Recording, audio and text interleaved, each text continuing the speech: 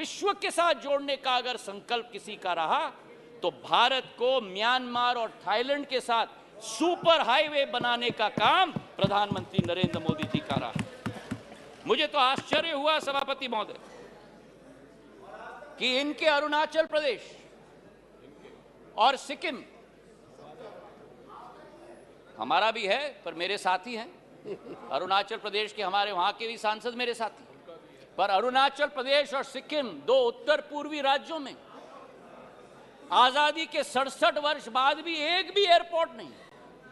9 सालों में अरुणाचल में एक नहीं लेकिन 3 एयरपोर्ट तेजू, पासीघाट और होलोंगी बनी है, और सिक्किम में पाक्योंग। जिस अरुणाचल प्रदेश में केवल 9 हवाई अड्डे थे, आज उस अरुणाचल प्रदेश में सभापति महोदय 17 हवाई अड्डे हैं। 17 हवाई अड्डे जो 7 सिस्टर्स कहलाती थी, उस समय में ये 7 निग्लेक्टेड सिस्टर्स थी। लेकिन प्रधानमंत्री जी के आने के बाद आज उत्तर पूर्व में प्रधानमंत्री जी के पूर्वोदय के मंत्र के साथ विकास का एक नया उदय पूर्वोदय में हो रहा है। मुझे दुख भी हुआ सभापति महोदय और मुझे आश्चर्य भी हुआ। हमारी कोशिश रहती है कि इस संसद में कभी भी व्यक्तिगत आक्षेप, हम एक दूसरे के साथ सहमत ना हो, हम एक दूसरे की नीतियों पर, हमारी नीयत पर कटाक्ष जरूर करें, पर व्यक्तिगत आरोप कभी नहीं होना चाहिए। और जो आरोप इस हाउस में किया गया कल सभापति महोदय, मुझे आश्चर्य भी हुआ और दुख भी हुआ जब राहुल गांधी जी ने सदन में कहा कि प्रधानमंत्री के लिए हिंदुस्तान, मणिपुर हिंदुस्तान का भाग नहीं। मैं बताना चाहता हूं आपको सभापति महोदय कि जिस प्रधानमंत्री ने उत्तर पूर्वी राज्य को विश्व के साथ जोड़ा है, जिस प्रधानमंत्री का उत्तर पूर्वी क्षेत्र के साथ दिल का रिश्ता है, जिस प्रधानमंत्री ने भारत के दुश्मनों को उत्तर पूर्वी राज्य से खदेड़ खदेड़ कर बाहर कर दिया हो, जिस प्रधानमंत्री के रोम रोम में भारत माता बसती हो, जिस प्रधानमंत्री ने भारत कश्मीर को भारत के अभिन्न अंग बनाने के लिए अनुच्छेद 370 रद्द किया हो, श्यामा प्रसाद मुखर्जी के सपने को एक विधान, एक प्रधान और एक निशान को साबित किया हो। मैं बताना चाहता हूं विपक्ष को सभापति महोदय कि भारत को अलग अलग टुकड़ों में देखने की विचारधारा आपकी है, हमारी नहीं। हमारे सभापति महोदय, बैठो बैठो बैठो, आराम से बैठो। आपने ही चेंज कराया, मुझे कान खोल के सुन लो, सत्य सुन लो, आपने ही चेंज कराया। जिस, अब मेरा मुंह मत खुलवाना सभापति महोदय।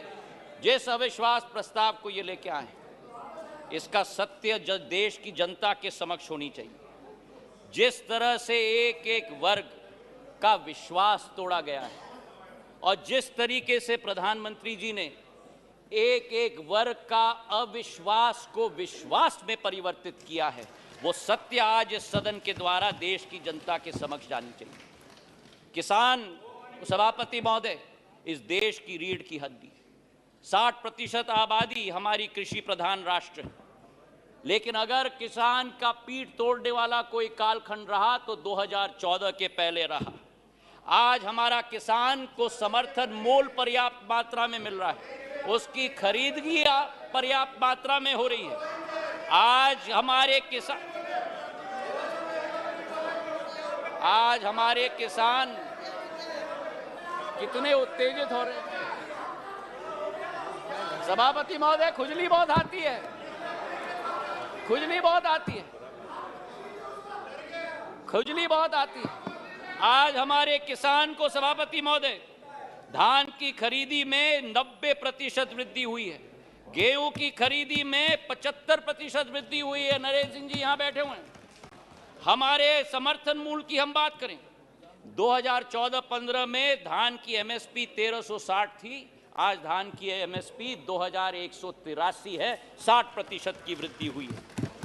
कल कपास की बात की गई, कपास की एमएसपी हम बात करें, कपास की एमएसपी 3,350 रुपए होती थी, आज वही कपास की एमएसपी बढ़कर 6,620 हो चुकी है, 80% की वृद्धि हो गई।